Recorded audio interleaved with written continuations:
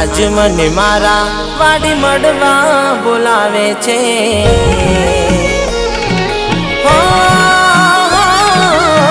આજ મને મારા વાડી મળવા બોલાવે છે